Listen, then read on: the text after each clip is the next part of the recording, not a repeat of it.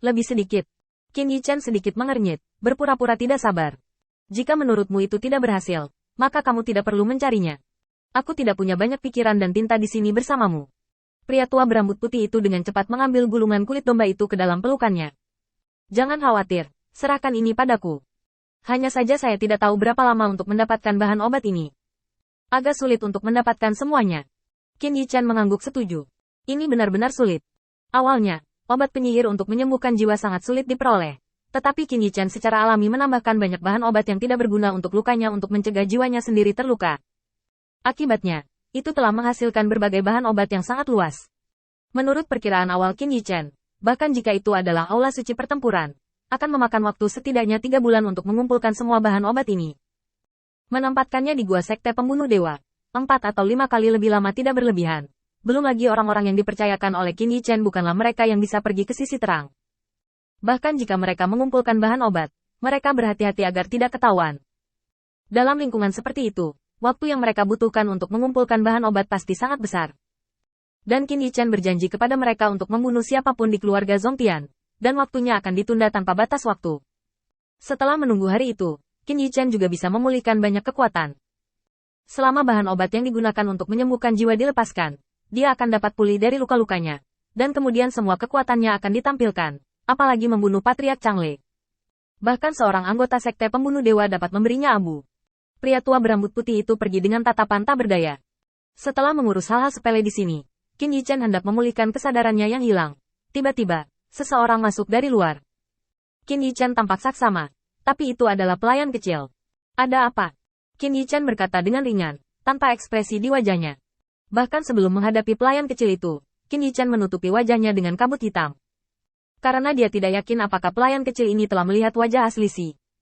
Karena itu, lebih baik bagi Qin Yichen untuk berhati-hati dalam segala hal. Pelayan yang lebih rendah berjalan ke Qin Yichen dengan takut-takut, dengan sedikit keraguan dan kesedihan di wajahnya. Tuan, apakah orang sebelumnya adalah Tuan Muda?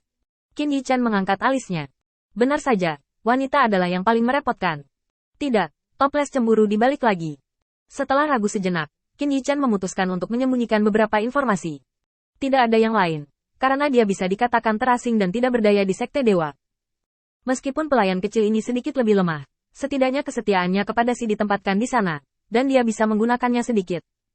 Itu tuan kecil, dia memberiku status ksatria dari sekte pembunuhan, mungkin untuk menyelamatkan hidupku. Setelah mendengar ini, pelayan kecil itu menundukkan kepalanya. Di mata biru-biru, ada kehilangan yang tak terselubung. Sudah hampir waktunya untuk menulis kata, hilang, di wajahnya. Qin Yichen memperhatikan dengan samar, dan tiba-tiba melangkah maju. Mengulurkan tangan dan menekan bahu pelayan kecil itu. Jangan khawatir, urusan hari ini adalah pengaturan yang sebelumnya. Saya masih memiliki beberapa kesepakatan dengan mereka.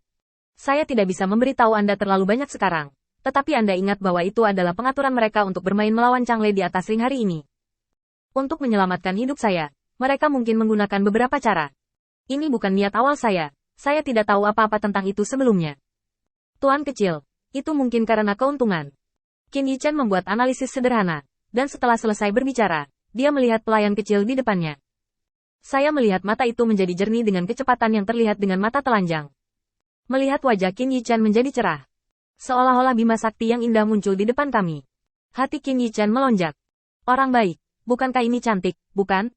Bahkan tidak memiliki sarana untuk memenangkan pelayan kecil di sekitarnya. Kalau tidak, bagaimana bisa ada reaksi sebesar itu? Qin Yichen belum bereaksi. Pelayan kecil itu tiba-tiba memeluk tubuh Qin Yichen, menggosok dadanya, dan kemudian dengan enggan melepaskan tangannya. Setelah 2 langkah mundur, jarak antara pelayan dan tuannya tetap terjaga. Meskipun kepalanya ditundukkan, pipi yang memerah dan mata yang kabur semuanya mengungkapkan pikiran di dalam hatinya. Anakku, aku akan mencuci pakaianmu untukmu. Qin Yichen juga tidak berhenti, meskipun baginya, ini hanya masalah menjentikkan jari. Tetapi pelayan kecil ini bersedia melakukannya. Dan ingin menggunakan ini untuk membuktikan nilainya yang tidak signifikan, jadi dia dibiarkan melakukannya. Qin Yichen membawa tangannya di punggungnya, mengabaikan mulut pelayan kecil yang terangkat, berbalik dan kembali ke kamar.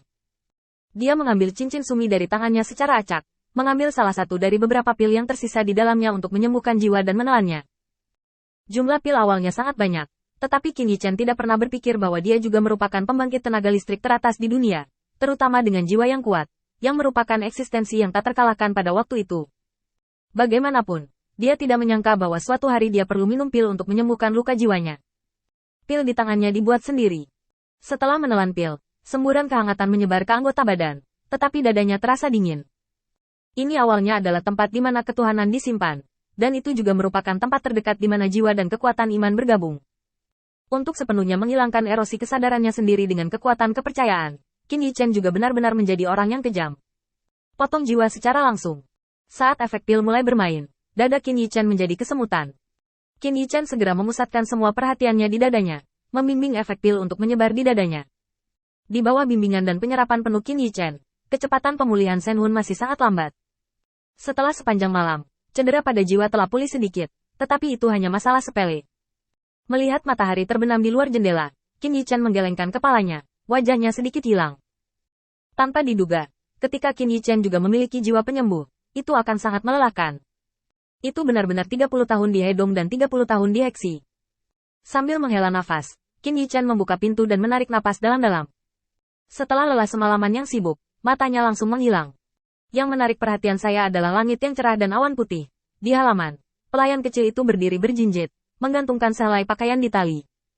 Mendengar suara Qin Yichen mendorong pintu, pelayan kecil itu buru-buru meletakkan pakaian di tangannya di baskom dan berlari ke Qin Yichen. Anakku, pakaiannya sudah dicuci semua. Apakah ada hal lain yang bisa kulakukan? Melihat gadis kecil konyol di depannya, wajah Qin Yichen terasa sedikit lega. Mengangkat tangannya dan mengetuk kepala pelayan kecil itu dengan ringan, Qin Yichen menyingkirkan tangannya dan berjalan keluar dari halaman. Saya biasa mencambuk kuda terkenal karena mabuk, karena takut kecantikan yang menggairahkan dan melelahkan. Hanya pelayan kecil yang tersisa menyaksikan Qin Yichen pergi dengan ekspresi hormat, melantunkan puisi itu lagi dan lagi di dalam hatinya. Cahaya merah mewarnai pipinya.